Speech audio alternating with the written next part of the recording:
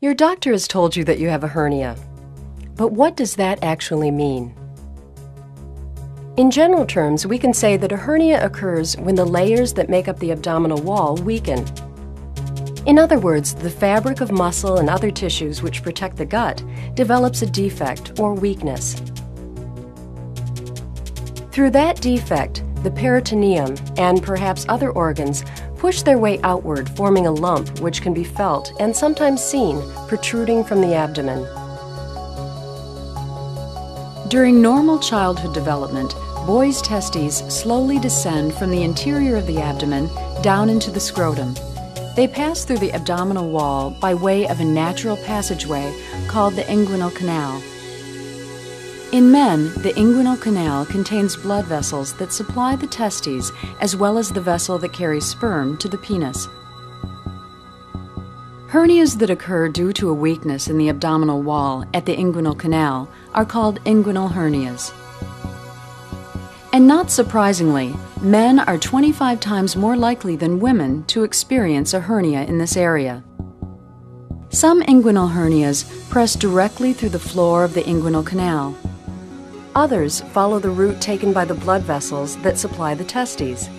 This kind of hernia, called an indirect hernia, can even push all the way into the scrotum.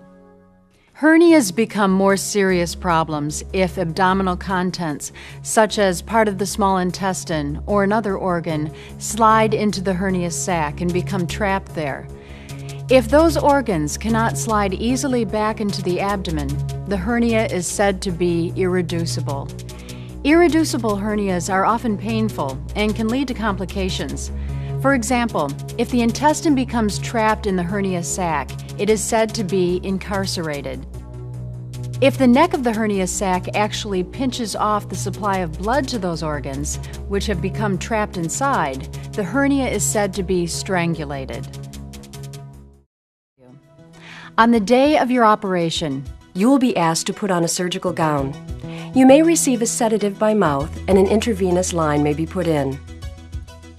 You will then be transferred to the operating table. The surgeon will then apply antiseptic solution to the skin over the hernia. Place a sterile drape around the operative site and will inject a local anesthetic.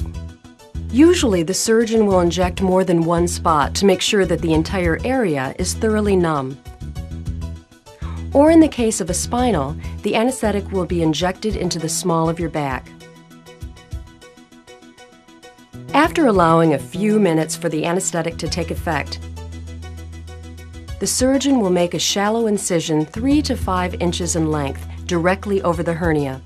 The next incision dissects through the inguinal canal itself and reveals the hernia sac, which is simply the peritoneum that lines the inside of the abdomen. The surgeon gently pushes the contents of the sac back into the abdomen.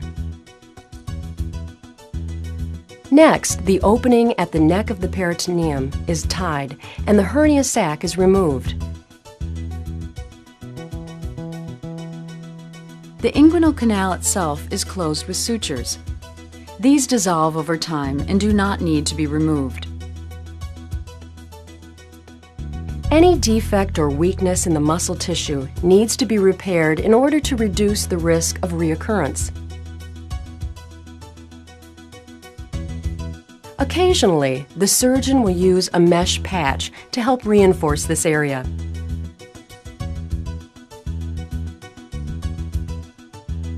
Then the muscle layers and other tissues are sewn together and the skin is closed with sutures or staples. Finally, a sterile dressing is applied.